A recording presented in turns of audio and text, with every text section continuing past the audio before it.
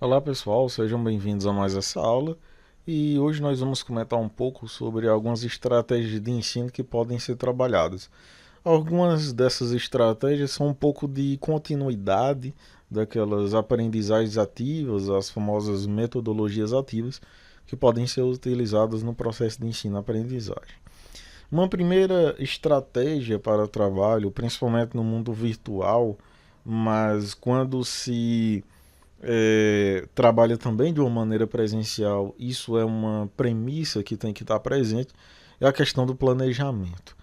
Pessoal, eu acho que vocês como docentes, vocês já perceberam que quando você realiza, ministra uma aula mal planejada ou uma aula bastante amadora, os alunos percebem. E se os alunos percebem, isso daí prejudica muito a sua visão como docente e também vai prejudicar a recepção do conteúdo pelo aluno. Então, assim, é uma estratégia e é uma recomendação que se tem principalmente quando se trabalha com ensino remoto, ensino virtual online. Por quê? Se você não realiza um bom planejamento de quais estratégias, de quais ações, de conteúdo, da forma como você vai ministrar a aula, se você não realiza esse planejamento, a sua aula ela fica bastante amadora. Você trabalha na estratégia virtual com bastante amadorismo. E aí, devido a esse aspecto, a sua aula ela se torna bastante prejudicada. Então, a recomendação que eu posso passar em relação a planejar o seu conteúdo, a sua aula, planejar a estratégia que você vai usar e a estratégia de como você vai cobrar esse conteúdo. Porque, como nós falamos em aulas anteriores, é necessário não somente ministrar o conteúdo de uma maneira expositiva, mas também é necessário esperar um certo feedback dos alunos. E é justamente esse feedback que você tem que raciocinar como você vai cobrar. Porque se você realiza ou pelo menos tenta realizar esse feedback da mesma forma, isso daí acaba caindo na rotina e acaba prejudicando o processo de recepção e transmissão do conteúdo. Uma outra estratégia, que não é nem uma estratégia, é mais uma dica para você trabalhar, conheça os seus alunos, tá pessoal? Então assim, conhecer um pouco da personalidade, um pouco da turma de uma maneira geral, como ela age, como se comporta, isso daí é muito importante. Porque se você tem uma turma, por exemplo, que é pouco participativa, você tem que tentar elaborar algumas estratégias para tentar reverter um pouco dessa situação. Porque se ela participa pouco, isso significa que há pouco esclarecimento de dúvida, por exemplo, e isso prejudica na apreensão de conteúdo pelo aluno. Se você tem alunos que gostam, por exemplo, de confrontar o professor, certo tipo de coisa, você tem que já conhecer. É interessante que você conheça de uma maneira prévia. Para isso, você pode conversar até com outros professores, já dar uma pesquisada prévia sobre aquela turma, porque você já fica mais preparado, você evita surpresas. É algo que eu sempre recomendo. Você está evitando surpresas no processo de ensino, seja ele presencial ou seja ele de maneira virtual, mas principalmente virtual. Quando alguma turma ela sempre gera algum tipo de confusão, algum tipo de caixa surpresa em relação a alguma coisa que pode ser realizada, é interessante que você já conheça alguns problemas prévios que outros docentes possivelmente já tenham tido, porque a partir daí você consegue trabalhar melhor com a turma e evita algumas situações não agradáveis. Se eu pudesse citar algumas estratégias somada àquelas que nós já vimos lá nas aprendizagens ativas, existem algumas. A primeira delas é a questão de grupo de verbalização e observação. Essa é uma estratégia que você pode trabalhar e ela é encarada também como uma estratégia de ensino, que ela funciona basicamente assim. Essa estratégia, né? Você divide basicamente a turma ali em dois grupos. E aí um grupo vai ser o de verbalização e o outro de observação. E aí o do grupo de verbalização é responsável por expor suas ideias e discutir o tema. Um tema ali que é referente à aula, logicamente, que está sendo ministrado. E de preferência, pessoal, um tema que já foi discutido. Não adianta nada também você chegar para discutir um tema que os alunos não conhecem nada, absolutamente nada. Então é interessante que previamente já tenha havido uma discussão desse tema, e aí que um determinado parte da sala fique responsável por expor as ideias, discutir esse tema, enquanto o outro faz a observação, analisa e faz o registro do que está sendo dito.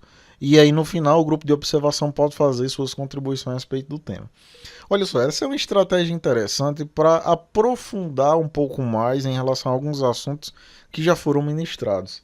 Então, se tem que ter cuidado, tá? Para não fugir um pouco do tema, porque às vezes, quando os alunos vão discutir um pouco sobre um determinado tema que é solicitado, pode acontecer, e isso é bastante normal, uma fuga de tema. E aí acaba se discutindo e falando outros assuntos que não necessariamente é aquela da aula, e isso acaba baixando o nível de conteúdo que você queria transmitir. Então tem que tomar cuidado em relação a esse aspecto. Existe uma técnica aí também, uma estratégia que ela chama Phillips 66. Não me pergunto por que é Phillips, mas essa técnica aí já existe há um tempo. E aí o pessoal batizou com esse nome aí. E aí ele também consiste em dividir a sala em grupos, ó, de 6 alunos basicamente, os quais vão discutir, ó, durante 6 minutos, por isso o nome do tema aí, sobre um determinado tema. E aí no final do período os alunos devem produzir um resumo, né, uma síntese aí, ou uma solução do problema, se isso foi a sua proposição. Então, basicamente, os alunos têm 6 minutos cronometrados para expor as ideias, para solucionar um problema, para demonstrar um determinado aspecto para a turma. E aí, com essa estratégia, você consegue influenciar, você consegue colocar na cabeça do aluno a necessidade que ele tem de fazer síntese das coisas, de resumir. Porque quando ele faz uma síntese, quando ele faz o resumo, basicamente ele vai selecionar os principais pontos de um determinado tema, de um capítulo, de um artigo, por exemplo. E aí, quando ele faz isso, ele já fica em mente os principais assuntos que serão cobrados em uma avaliação ou em alguma outra oportunidade. Então, é uma técnica bastante usada. Outra que é bastante usada é a tempestade cerebral. Essa tempestade cerebral a gente já discutiu em módulos anteriores. E, assim, de uma maneira, quando presencial, normalmente o pessoal fazia tempestade cerebral e solicitava para os alunos escreverem lá no quadro algumas palavras relacionadas a um tema que foi dado, ou pelo menos que eles falassem. E isso também pode ser realizado de uma maneira virtual, utilizando o chat, por exemplo, pois tem alunos, como a gente comentou anteriormente, que não gostam de falar, nem aparecendo e nem a voz.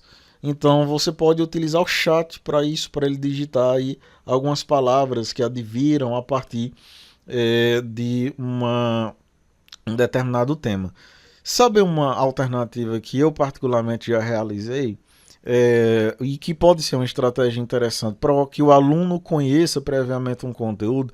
Porque o que é que às vezes é interessante? Que o aluno, antes de assistir a aula, ele já tem um contato prévio com uma parte daquele assunto, porque o assunto ele fica muito mais entendível, ele fica muito mais palpável. E aí o que é que eu já fiz? Eu já mandei um capítulo, por exemplo, a aula é na próxima semana. Então eu mandava um capítulo que eu ia abordar do livro em uma semana anterior, e aí eu solicitava para cada um dos alunos me enviarem uma pergunta ou sublinhassem um ponto que eles achassem interessante daquele capítulo, ou alguma coisa que eles queriam que eu abordasse sobre aquele assunto e que achavam interessante. Então esse pode ser um modo de tempestade cerebral também que você pode estar realizando, e não necessariamente você precisa estar em sala de aula. Então você pode solicitar que eles enviem por e-mail ou em alguma outra estratégia. A resolução de problemas, a gente já falou anteriormente sobre a importância de você estar trabalhando com estudo de caso. O estudo de caso que é direcionado para a solução de problema, hoje em dia é muito trabalhada essa questão da PBL, né, da estratégia de ensino aí baseada em problemas. Apesar de já estar ficando assim meio ultrapassada, mas é uma estratégia interessante você direcionar essa questão da PBL, tá? Baseada em problemas aí, é muito interessante porque o aluno ele, ele fixa de uma maneira bem mais palpável a questão de um aprendizado pautado em alguns problemas que possivelmente ele vai encontrar na prática clínica. Então, ou em alguma outra situação da área científica ou do conhecimento. Então, quando isso acontece, a aprendizagem ela se torna muito mais palpável e aí pode ser uma estratégia que você pode estar utilizando. Essa última estratégia também é uma que eu particularmente também gosto muito, que é um ensino com pesquisa. O que é que isso significa? Dependendo da sua disciplina, você pode estar solicitando para os alunos estarem elaborando um artigo, às vezes até um artigo mais simples, como uma revisão integrativa, mas está elaborando um artigo ou está selecionando um artigo ali da sua área, fazendo um resumo, porque quando o aluno faz isso, ele tem um contato com conteúdos bem mais atualizados e contextualizados em relação àquilo que ele está falando, ou que você está ministrando. E aí, quando isso é realizado, ele sai um pouco daquele ensino tradicional, daquele conhecimento mais rígido, mais fechado, que é contido nos livros, e abre um pouco a visão para algumas coisas de mundo que estão acontecendo e que estão relacionadas àquele tema que você está discutindo.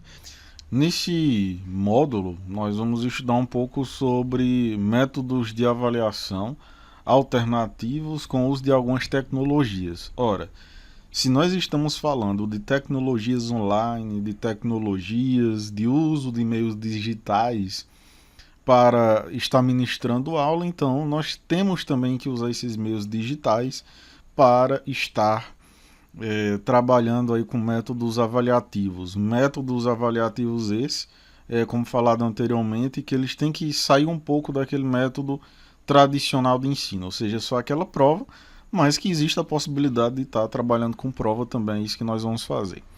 Mas nessa videoaula, esse módulo é dividido em duas videoaulas, então primeiro aqui a gente vai falar um pouco sobre cada uma dessas alternativas e na próxima videoaula nós vamos trabalhar especificamente com a ferramenta de elaboração de provas virtuais.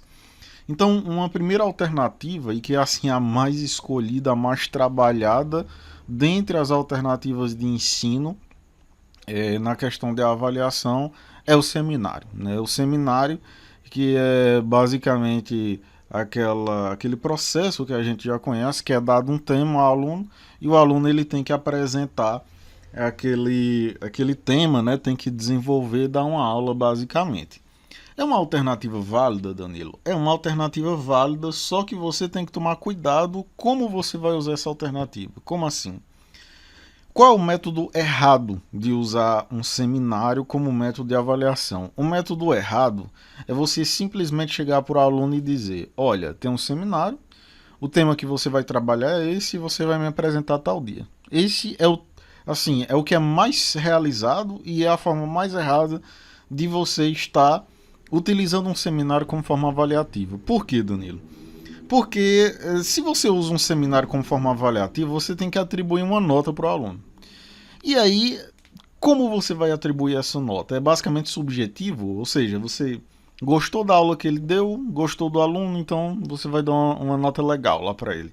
A coisa ela não funciona bem assim, então primeira coisa, você tem que definir um método de avaliação. E o mais importante, que definir um método de avaliação é mostrar o método de avaliação para o aluno. Como assim, Danilo?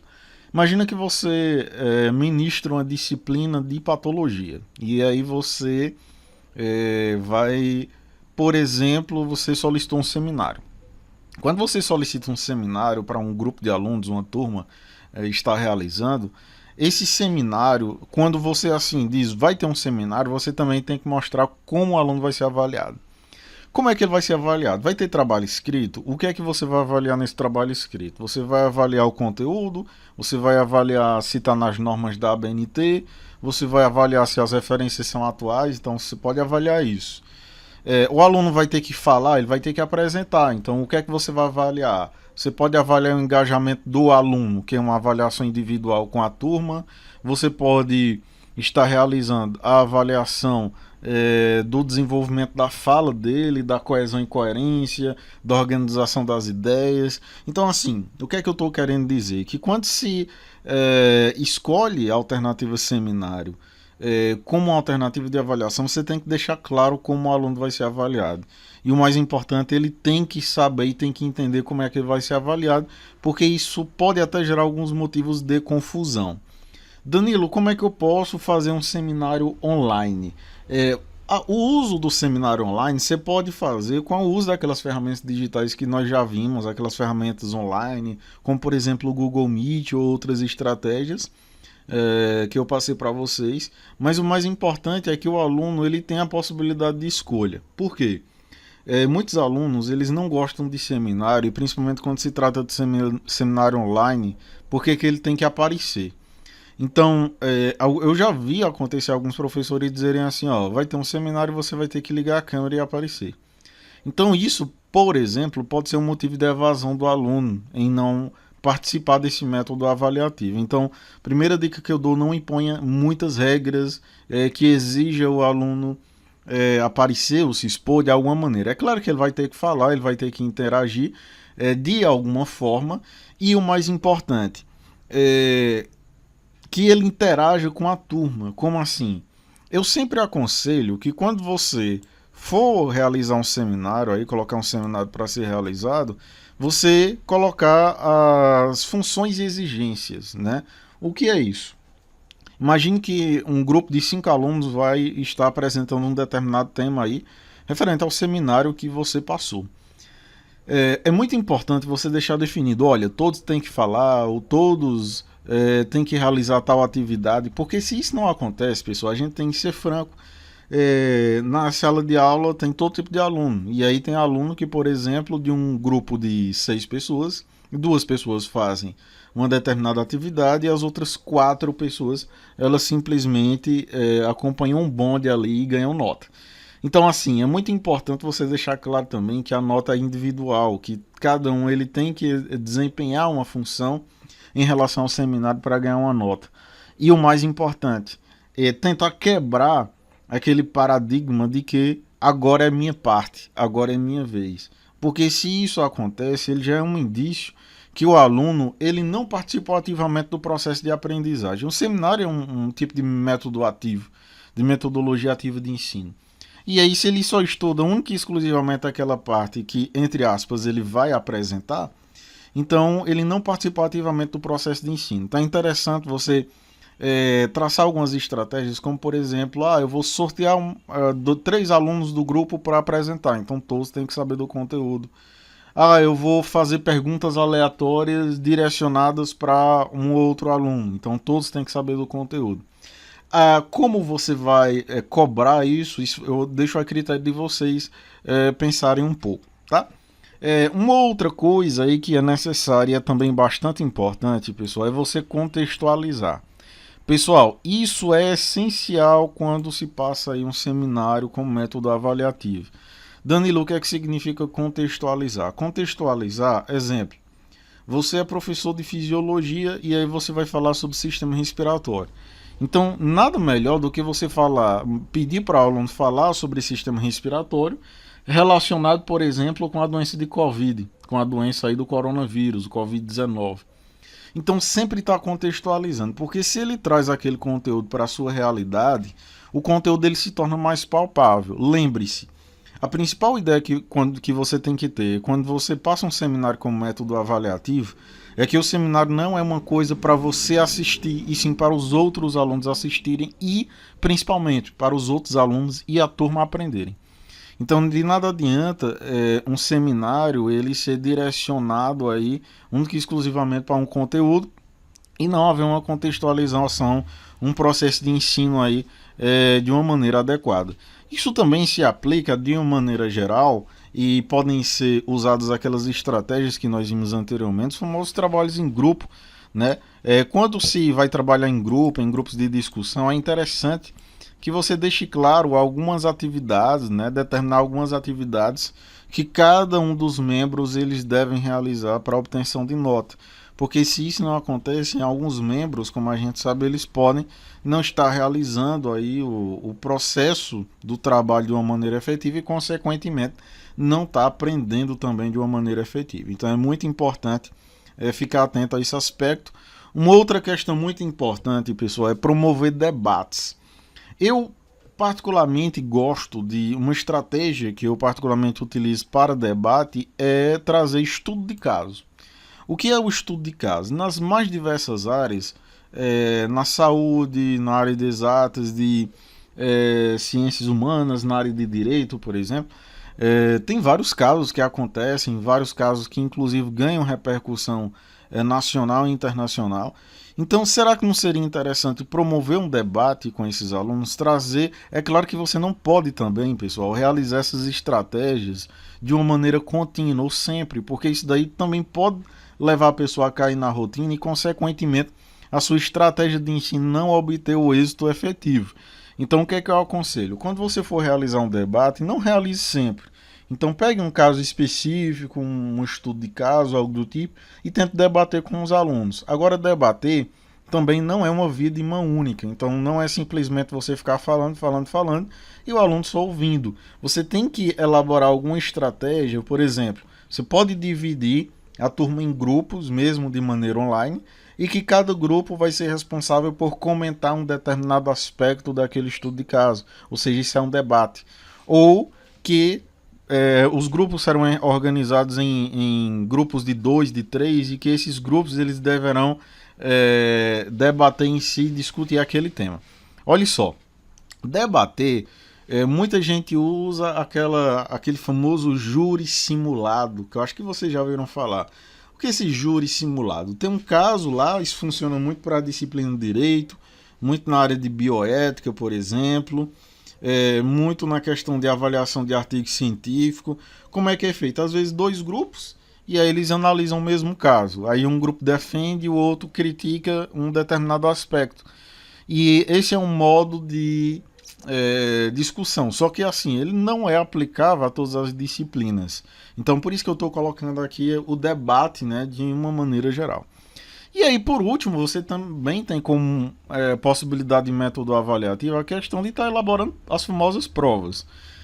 Para você elaborar uma prova, eu vou dar aqui algumas recomendações, especialmente para você estar elaborando de uma maneira online. E essas recomendações vai ser basicamente a elaboração de uma prova com o uso de um formulário, que é basicamente o Google Forms. Então é justamente sobre ele que nós vamos falar. E agora nós vamos falar um pouco sobre a elaboração de avaliação online, tá ok? E para a elaboração dessa avaliação online nós vamos utilizar basicamente o Google Forms. Ele faz parte das ferramentas Google também, de educação. Para você utilizar, basta digitar Google Forms no Google mesmo, Google Forms. E aí você vai entrar nesse daqui, ó, cria, analise, pesquisas gratuitamente, mas esse daqui ele vai de maneira mais específica, ou mesmo fazer o login. Quando você entrar no link, basta você colocar o seu login e senha, Gmail, tá? Que ele tem que ser Google. Outras alternativas como Hotmail não vão funcionar, ele tem que ser Google, você tem que ter um e-mail Gmail, mas ele é gratuito, como a gente já comentou anteriormente, então dá para usar bastante tranquilo. E aí quando você entrar aqui na plataforma, basicamente aí no Google Forms ou formulários, o Google ele tem várias ferramentas, né, como nós já vimos, mas ferramentas de edição de texto, por exemplo, tem Excel, tem PowerPoint online e também tem os formulários. O que é um formulário, Danilo? Basicamente um formulário são perguntas e respostas, tá? Ou algo que você queira apresentar para uma determinada classe ou um determinado grupo de pessoas. Aqui ele já vem alguns modelos pré-definidos, mas nós podemos vir aqui em criar modelo em branco para eu mostrar algumas opções interessantes aí para vocês. A primeira coisa que ele vai abrir é aqui na aba de perguntas, tá? Aqui ele pede para você conhecer um pouco, fazer um tour, mas eu já vou ensinar tudo e um pouco mais do que ele diz aqui. Olha só. Aqui, quando nós clicamos, ele dá a opção de você criar o seu formulário. Então, como é que vai ser basicamente feito? Para criar um formulário, primeiro você pode colocar um título aqui. Então, imagine que é uma prova. Então, você pode colocar que é a V1 de Ciências ou qualquer outra disciplina que você queira, tá? Quando você colocar algum nome aqui, se eu clicar, só eu clicar aqui nessa aba, formulário sem título, então só eu clicar, já vai aparecer o mesmo título que eu coloquei aqui. Beleza? Então aí não tem nada demais, só configuração. Aqui nessa parte de descrição do formulário, nós podemos inserir algumas recomendações. Por exemplo, você pode colocar um aviso importante. Você pode colocar que, por exemplo, e é uma recomendação que eu dou, não serão permitidos plágios da internet nem entre alunos. Como assim, Danilo? Lembra daquela ferramenta que a gente discutiu, que é o CopySpider? O CopySpider é uma ferramenta gratuita que analisa se há plágios entre documentos. E aí ele analisa tanto entre documentos que tem no seu computador, quanto em documentos da internet. Então, isso é uma coisa interessante quando se trabalha de uma maneira online, porque imagina que você passou lá uma pergunta aberta, né? Uma pergunta para a pessoa escrever, para o aluno escrever. E ele simplesmente foi na internet, fez uma pesquisa, copiou e colou a resposta. Então isso não é adequado porque você não está avaliando a aprendizagem do aluno, e sim está avaliando a capacidade dele de fazer um Ctrl+C, Ctrl+V, que não é bem a ideia aqui.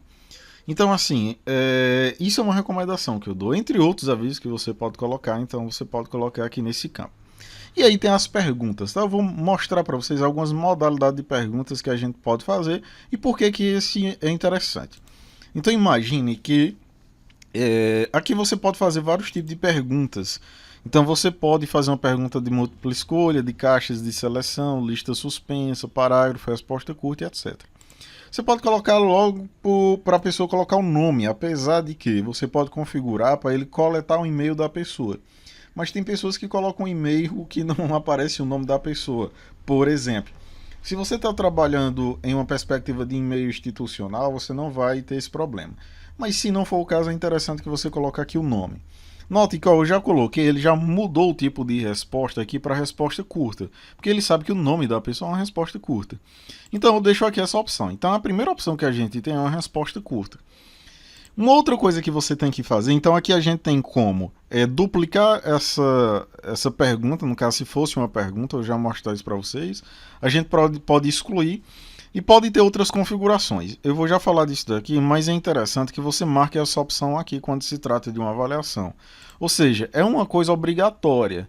Quando você marca isso daqui e você enviar o formulário para o aluno ele não vai poder finalizar ou enviar as respostas faltando, por exemplo, o nome dele, porque ou faltando, você pode fazer isso para todas as perguntas, sejam fechadas ou abertas, e aí quando ele for enviar, ele tem que responder, ele tem que dar uma resposta naquela pergunta para ele enviar o formulário. Então isso é interessante porque às vezes evita dele esquecer ou mesmo enviar aí um formulário sem respostas e dizer que respondeu, e aí por isso aqui você fica um pouco respaldado. Então a primeira coisa é perguntar o nome da pessoa. E aqui ó, a gente tem a opção de adicionar pergunta. Então aqui a gente pode adicionar uma outra pergunta. E aqui basicamente vão ser as questões da sua avaliação.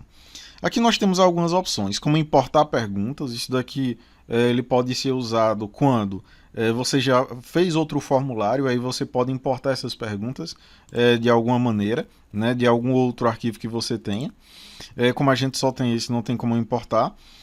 Adicionar título e descrição, que aqui é só adicionar título ao documento. Adicionar imagem, isso daqui é interessante. Você pode adicionar uma imagem à sua pergunta. Isso é muito importante para quem trabalha com bioquímica, para quem trabalha com que precisa mostrar uma fórmula, algo do tipo. Então aqui você pode adicionar uma imagem, dizer observe a imagem para responder a pergunta, alguma coisa do tipo. Você pode adicionar inclusive um vídeo, e aí já vai uma vantagem aí das ferramentas digitais, porque de maneira presencial não tinha como você colocar um vídeo numa prova, né? Você não tem como fazer um vídeo animado em um pedaço de papel, e aqui você tem como adicionar um vídeo e pedir, a partir da análise do vídeo, o aluno fazer uma determinada discussão ou responder uma pergunta. E aqui nós temos como adicionar uma seção. Aqui eu não aconselho, tá, fazer, já são algumas funções mais avançadas, mas adicionar seção é como se fosse páginas, tá? Então é como se você fosse adicionar outras páginas, mas não precisa se preocupar com isso no início. Então imaginemos que eu vou fazer uma pergunta aqui simples. Então, qual o ano que estamos? Ponto de interrogação. E aqui você tem, se for uma pergunta de múltipla escolha, tem como você colocar as opções. Então, em que anos estamos? Estamos em 2019. Estamos. Aí você, quando clicar aqui, ele já coloca outra opção. Ó. Estamos em 2020. em 2021, eu colocar 5 opções, como normalmente se trabalha, 2022, 2023. Beleza. Então aqui nós temos uma pergunta de múltipla escolha. É claro que se você for realizar uma pergunta, na sua prova você vai contextualizar e, é claro, fazer uma pergunta de verdade. Tudo bem, então aqui basicamente eu quero tornar ela também obrigatória, porque eu quero que ela seja respondida. E aqui nós podemos configurar alguns itens importantes. Um dos primeiros itens que você pode configurar, e aí, se for uma prova, eu aconselho que você já faça o seguinte.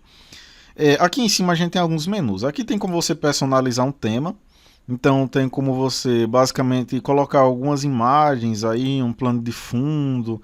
Não que isso vai influenciar em muita coisa, mas pode ser uma preferência sua. Então você pode mudar isso daqui. Aqui tem como você visualizar, então se eu clico aqui, eu tenho como visualizar como é que está ficando, como é que o aluno vai ver essa prova. Então isso às vezes é importante para você ter uma visão geral do documento, mas eu vou mostrar para vocês daqui a pouco. E se nós virmos aqui em configuração, aqui tem algumas coisas importantes. Nessa guia geral, uma coisa que eu acho interessante é você deixar marcado aqui, ó, coletar endereço de e-mail. Por que isso? Quando a pessoa acessar, ela necessariamente vai ter que colocar um e-mail. Isso já evita que ela envie para outra pessoa responder, por exemplo. E evita também que você saiba de qual e-mail veio a resposta, né? Então, aí você já retira alguns critérios importantes. É necessário fazer um login, então eu costumo marcar isso aqui, limitar uma resposta, porque às vezes a pessoa responde, aí pergunta para alguém, errei, então ela pode editar essa resposta depois. Não aconselho marcar isso daqui, a não ser que seja um objetivo seu, mas eu não costumo marcar, principalmente quando dá prova, editar após envio, porque se a pessoa ela pode editar após envio, ela pode enviar, e aí se ela vê que alguma coisa está errada, ela pode ir lá e reeditar, e aí não está também avaliando a aprendizagem nesse caso. Ver gráficos de sumário e resposta de texto também não acho adequado aqui em relação aos participantes, porque assim que ele via, ele já pode ver quais as respostas corretas, tá? Então também não é interessante. Em relação à apresentação, você pode mostrar uma barra de progresso. Isso daqui é só questão visual, então tanto faz você marcar ou não. A barra de progresso é só o tanto que ele já respondeu da prova, então pode ser uma preferência sua ou não. Embaralhar a ordem das perguntas. Você pode colocar isso daqui para evitar, às vezes, por exemplo, o aluno perguntou para o outro, e aí, qual a resposta da primeira? E aí ele simplesmente diz a letra A. E aí, se ele faz isso, ele vai cair no erro. Por quê? As perguntas elas foram embaralhadas, né? E aí, se aconteceu isso, então, consequentemente, a pergunta do colega não é a mesma dele, a não ser que tenham caído numa probabilidade extremamente difícil. Aqui tem como você configurar uma resposta. Aqui tem um padrão, sua resposta foi registrada, mas você pode colocar obrigado, em breve,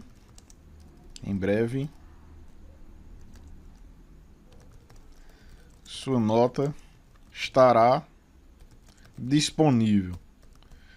Por que eu gosto de colocar estará disponível? Se a gente vir aqui em testes, você tem como deixar isso daqui configurado como um teste. Se for uma prova, você tem que fazer isso aqui. Eu vou lhe dizer por quê. Então, se a gente for marcar isso aqui como teste, aqui eu gosto de colocar posteriormente, depois da revisão manual, a questão de liberação de nota. Por quê? Se você coloca imediato após o envio, assim que o aluno enviar a prova, ele já vai saber quais as respostas corretas e incorretas. E aí, se um aluno faz isso, ele pode ver quais ele acertou e errou e passar para os demais. E aí você também não está avaliando aprendizagem. Eu também não gosto de mostrar aqui perguntas erradas, corretas. Os valores são os valores das questões, tá? Mostrar o total de pontos e os pontos recebidos em cada questão. Então também eu não gosto de mostrar, eu gosto de desmarcar. Se você mostra perguntas certas e erradas, se ele acertou ou não, assim que ele envia, por quê? Aqui ele vai ver a nota dele posteriormente, depois que você fizer uma revisão. Então depois que todo mundo entregar, é que você clica em enviar a nota para todo mundo, tá? Mas antes disso, não é adequado. Então, se eu deixar configurado desse jeito aqui, eu vou clicar aqui em salvar. E aí note que já apareceu uma opçãozinha aqui interessante aqui embaixo. Se se trata de um teste, ou seja, de uma possível prova, você tem como configurar uma chave de resposta. O que é essa chave de resposta? Se a gente clicar aqui, você tem como atribuir a pontuação. Essa pontuação aqui, pessoal, ela não aceita vírgula, então você não tem como colocar meio ponto, 0,5. Se eu clicar aqui fora, ele coloca como 0. Então, você tem como pontuação em escalas inteiras de 1 a 100, tá? O que é o que eu acho mais adequado. Então, de 1 a 100 é como se fosse de 0 a 100, de 0 a 10, tá ok? E aí, se você, por exemplo, se essa questão vale 1 ponto, eu colocaria 10. Se a outra vale 2 pontos, 20. E aí, quando somasse tudo, dava um 10, tá ok? E tem como você apontar qual é a resposta correta. Então, qual ano que nós estamos? Nós estamos em 2020. Então, marque essa daqui é a correta e clique em concluído. Note, ele não vai aparecer isso para o aluno, tá? Isso daí só vai aparecer para você. Ele só vai aparecer se está certo ou está errado, deixando marcado aquelas opções quando eu clicar em liberar nota, tá ok? Aqui do lado, vamos adicionar uma outra questão. Aqui eu posso fazer uma pergunta aberta. Qual sua opinião sobre o Covid-19? Ponto de interrogação.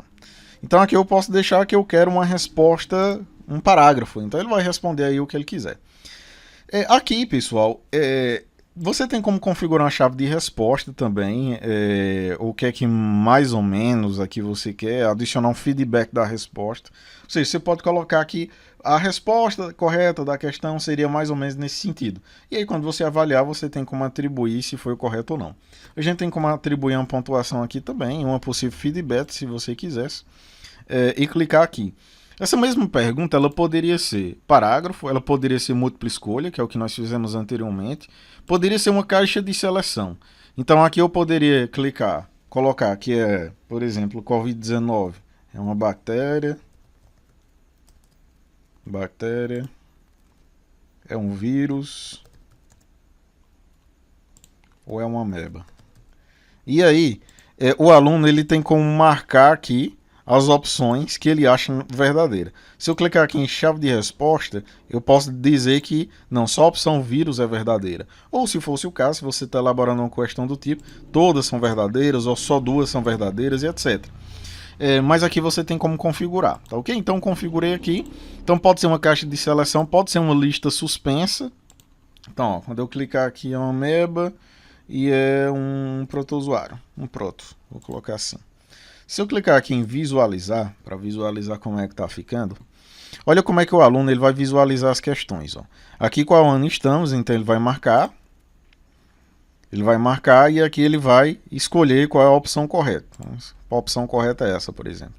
Então aqui ele vai, isso é a lista suspensa, tá ok? Aqui tem como a gente fazer um upload do arquivo, um documento, uma foto e etc. Tem como nós fazemos uma pergunta em escala linear, o que é que seria isso? Qual a sua opinião sobre o Covid? Ele é bom ou não? De uma escala de 0 a 10. Então, quando você faz isso, ó, se eu for aqui em visualizar, aí nós temos aqui a opção para ele marcar. Qual a sua opinião sobre o Covid? Então, ele vai marcar aqui a opção em enviar. Tá ok? Aqui você pode também configurar um feedback de resposta interessante, se esse for o caso.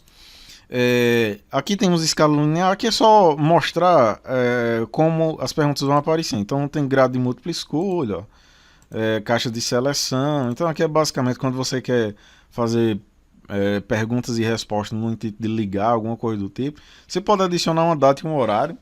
Assim, na área do ensino, né, que isso aqui pouco se utiliza, escala linear pouco se utiliza, mas em relação à caixa suspensa, essas outras opções há um uso aí interessante. Então eu vou colocar aqui, eu vou deixar a questão da lista suspensa. Eu vou colocar aqui qual a sua opinião. Eu vou deixar uma pergunta aberta mesmo, tá ok? Deixar uma pergunta aberta e essa é a minha opção. Então como é que você faria para enviar para o aluno? Ou você pode clicar em enviar e aí enviar para uma turma do sala de aula, como nós já estudamos. Ou você pode vir aqui em visualizar. E aí você vai copiar basicamente esse link aqui, tá? Esse link é o que você vai disponibilizar para os alunos. Então imagine aqui, ó, ele está pedindo um endereço de e-mail, então o aluno iria colocar, que é uma pergunta obrigatória, então vou colocar. Em que ano estamos? Vou marcar aqui já tem o meu nome, né? Qual a sua opinião sobre o Covid? Então vou colocar aqui que o aluno disse que não sabe, não sei. E vou clicar em enviar. A partir disso, né, ó, obrigado, em breve seu nota estará disponível, que é aquela mensagem que a gente configurou. Se eu voltar aqui anteriormente, ó, eu já tenho uma resposta. Então a resposta que eu obtive desse aluno aqui, do Danilo, eu posso estar visualizando. Então, se eu for aqui, ó, se eu for aqui em resumo é de todos os alunos. Aqui note que tem como liberar a pontuação, ou seja, ele ainda não viu a nota dele, então eu vou liberar depois de corrigir. Aqui tem as perguntas, olhar o que é que cada pessoa respondeu em relação às perguntas. Então a pergunta era o nome, era em que ano estamos e qual a opinião sobre Covid. E tem como analisar individualmente. Então aqui é o formulário de Danilo e poderia ter de vários outros alunos. Então aqui eu tenho como analisar. Essa resposta aqui, não sei, ela está correta? Não. Então Danilo aqui ele ganhou um 0 para essa questão. E aí eu tenho como salvar. E aí na pontuação toda ele ficou com 10, né, de 30 pontos. E aí eu posso clicar aqui e liberar a pontuação para ele. Quando eu fizer isso, ele vai receber um e-mail, no e-mail dele, né, no e-mail que ele colocou aqui e respondeu o formulário, com essa pontuação, e aí vai mostrar as perguntas que ele acertou ou errou. Então essa é uma ferramenta que é muito utilizada para elaboração de provas, né, de avaliação de uma maneira virtual. E ela é legal porque, eu não sei se vocês notaram aqui, ó, mas ela já corrigiu de maneira automaticamente as perguntas que eram fechadas. Então, se você faz uma prova toda fechada, ele já vai corrigir e você não vai ter trabalho de estar corrigindo manualmente. Isso é uma vantagem. Agora, as perguntas abertas, realmente você vai ter que fazer uma leitura e avaliar aí a pontuação que o aluno merece, tá ok? Então, essa é mais uma ferramenta aí que você pode estar utilizando nas suas aulas em relação ao ensino virtual, tá ok, pessoal? Então, por essa aula é só, até o próximo módulo e um forte abraço.